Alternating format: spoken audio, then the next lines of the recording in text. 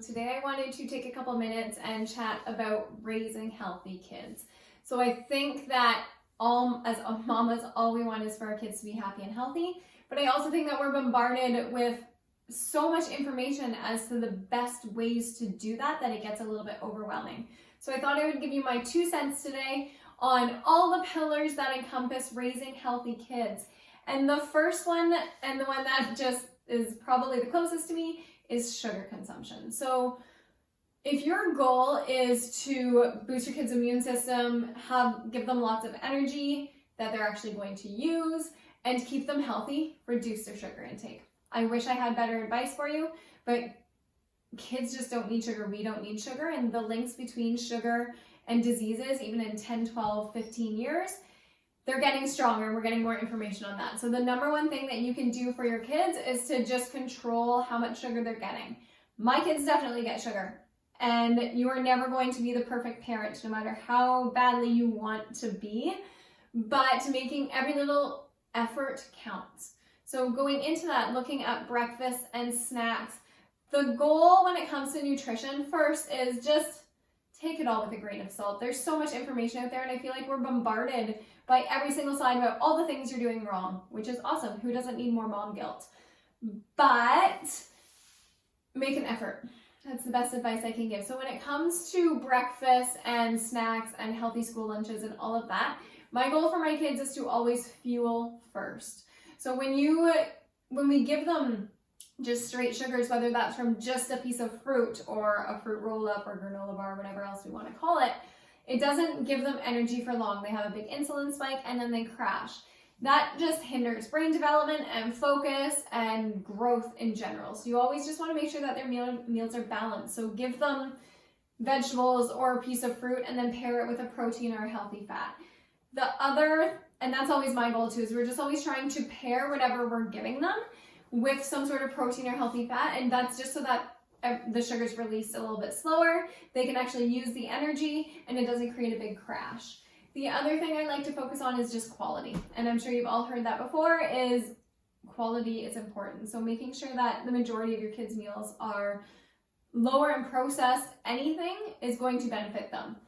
But remember, you're never going to be the perfect mom, and sometimes it is just about survival and getting through the day with as little tears or eye twitches as possible, and that's okay. Everything you do is going to make a difference. So do your best, but be honest about times when you can't.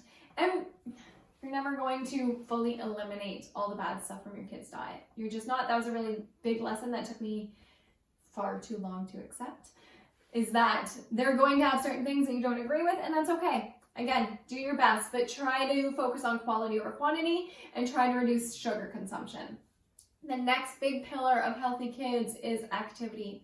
Kids need physical activity, and I think with adults, we've just scaled back on activity insanely, and it's sad, but we're also scaling back with kids, and they're spending a lot more time on iPads in front of a screen and just sitting in general, which I understand, because for our society, we need them to be adept in technology. They have to learn technology at a young age because our whole society is technology based. So I do understand it, but there are so many benefits to kids being active in terms of just growth and waking and mental development and social development and every possible thing. And the old saying that you wear a kid out, they'll sleep better at night is true. So we need them to burn the energy that they're taking in.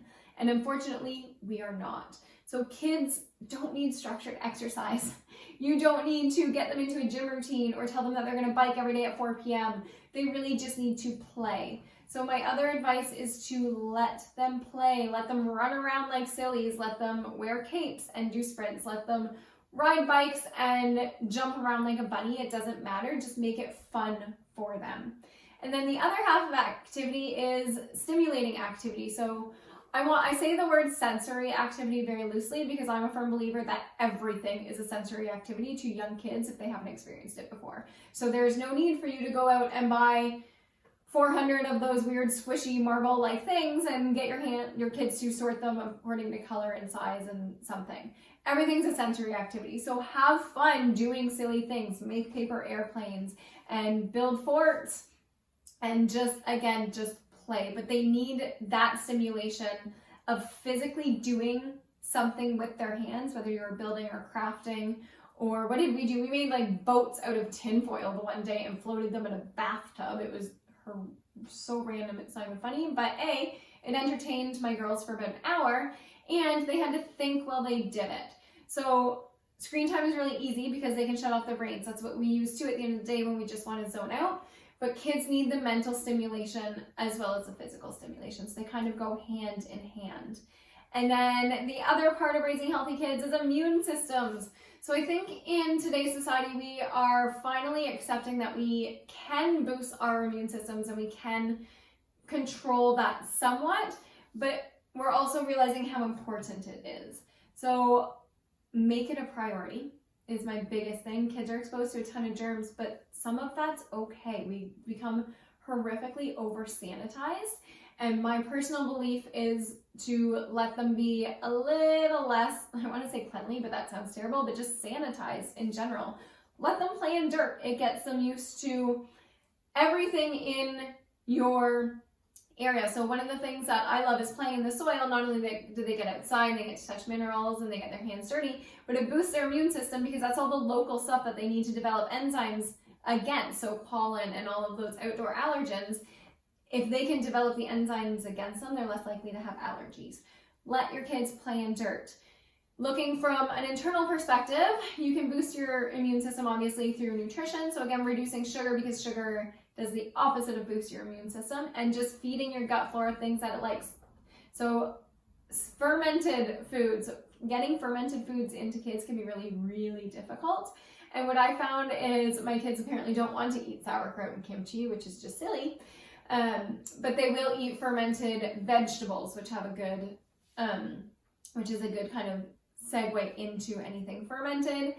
And when in doubt, we use some probiotics. So probiotics, bone broth, those are really great items to kind of help boost your kid's immune system. And then again, it's just quality food. So like I said, all of us mamas just want the best for our kids. We just want them to be happy and healthy. But we're bombarded with so much information as to how in the hell to do that. And heaven forbid you should make them oversensitive or desensitized or included but not included, or I can't even start on the ways that we kind of guilt trip absolutely everything. So to stay sane, don't beat yourself up over anything. Raise your kids however the hell you want because they are your kids. But if you are looking to keep them healthy, the steps you can take involve food, activity, and your immune system. So focus on those things, do the best you can, and truthfully, it is literally small changes that add up to big results. So don't think that you need to overhaul everything about your kids. You don't, and you're not going to be able to, and it's going to cause way too much stress to even try. Pick one thing, tackle it, see how it goes, and rock it. Have fun, mamas.